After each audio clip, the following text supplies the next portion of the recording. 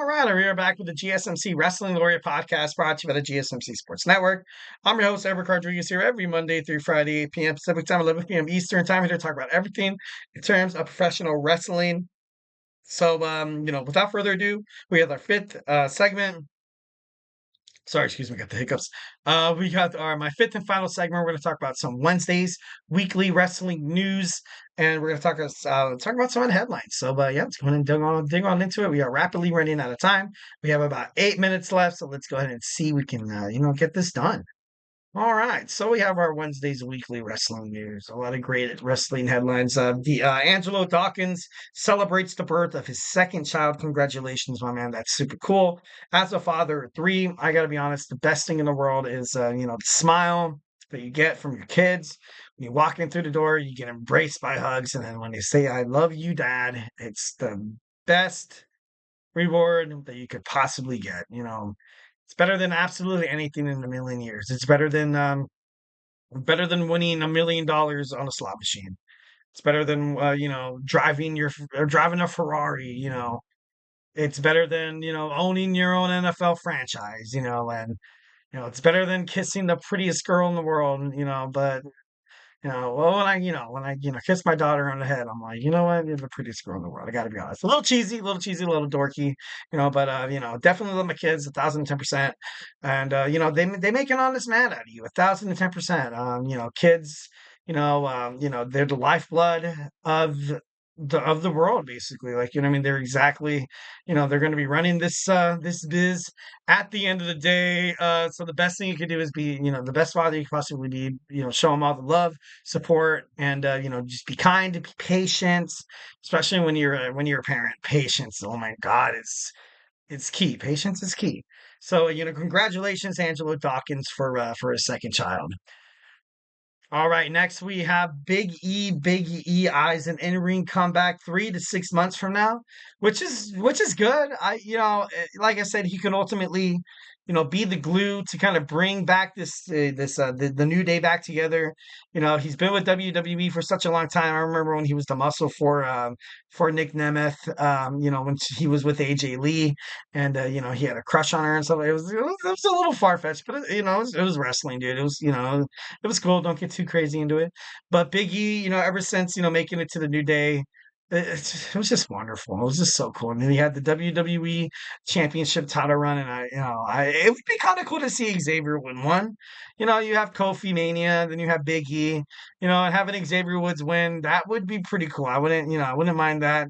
Maybe he wins the Royal Rumble and takes on whoever is the World Heavyweight Champion, because I feel like right now the WWE Championship is kind of on hold. Not on hold, obviously. Cody Rhodes is the guy, but you kind of have The Rock wants to challenge Cody. Then you have Roman Reigns, maybe Randy Orton, maybe Kevin Owens again down the line. And it's a possibility. So, but obviously, 1,010%, I'm so happy to see Big E, eyeing to come back to WWE. All right, next, Mercedes Mone is unsure about a future partnership with Megan Thee Stallion. Obviously, she feels like they can't work together because she's AEW, and WWE SmackDown, the main with RM from BTS, which is my daughter's favorite member of BTS. RM, rap monster. I'm not too sure. Don't be mad at me, all you guys out there who love K-pop. Uh, but it's kind of crazy how K-pop is just randomly like took over. I don't know. I'm staying focused. Staying focused. So Megan Thee Stallion made a song. A lot of people thought there was going to be collaborations with her and Mercedes Moné in the future, but Mercedes Moné, Sasha Banks basically was like, you know what? Can't really happen now, especially with the partnership with SmackDown. So not really a deal, not really something that's come in fruition. But I feel like it would have been pretty badass. Ultimately you have two stars, two amazing stars, and I thought it would have been pretty cool. Next we have Braun Breaker finally breaks his silence after losing to Jey Uso on Monday Night Raw. Basically, his first remarks, he was a 51-day champion. He says he's still hungry.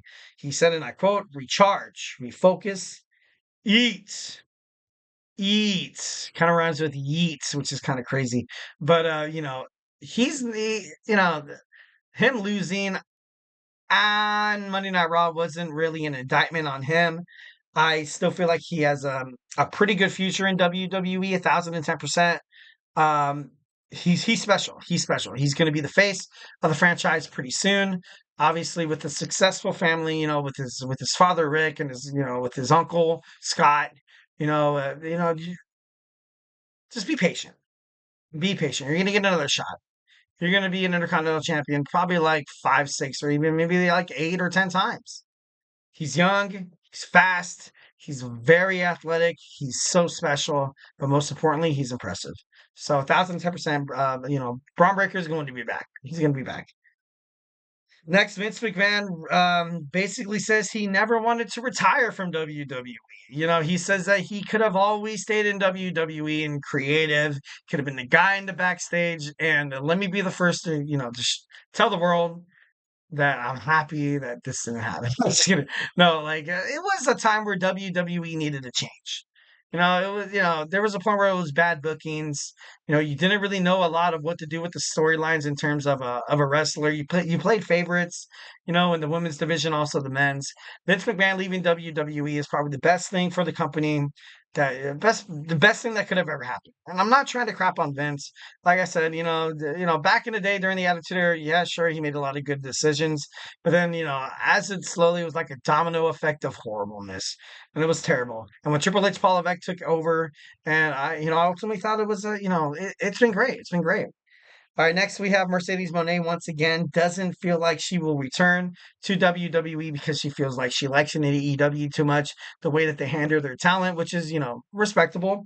Vince McMahon defends the decision to continue the Over the Edge pay per view with obviously you saw Owen Hart, fall to his death, which in my opinion, I feel like they should have stopped the show right then and there. Vince McMahon was like, the show has to go on. They didn't know that he died. The live audience didn't know he died. It was the TV audience who knew. And, so it was like, let's just keep this show going. They came here to see the show, which is, 1010% disrespectful and a little selfish. Roman Reigns is set for multiple SmackDown appearances, which is super cool. Big E Langston once again addresses the rumors of the New Day split, kind of with an open-ended answer saying that, there's a way these two could be successful as single stars, but at the same time, they could be successful as tag team stars. Even Stephanie McMahon in the headline news admitted that some things that her dad wanted her to do was a little far-fetched and a little weird. The audience yelling slut and him going like this, being like, this is a money idea, Steph, embrace it. Who cares if they call you a slut? You know what I mean? Who needs self-respect? I'm just kidding. But anyways, we are all out of time, guys. I love you guys. Make sure you tune in to the GSMC Wrestling Laureate Podcast every day, Monday through Friday, 8 p.m. Pacific time, 11 p.m. Eastern time. Make sure you Superman punch that like and subscribe button to the show. Follow the show, follow the network here at the GSMC Sports Network. We do love a lot of peace, love, and positivity. 1010%. Stay tuned for Emran's GSMC Soccer Podcast. And I'm your favorite wrestling fan clocking out. Have a beautiful Wednesday night. Stay beautiful, but most importantly, love you.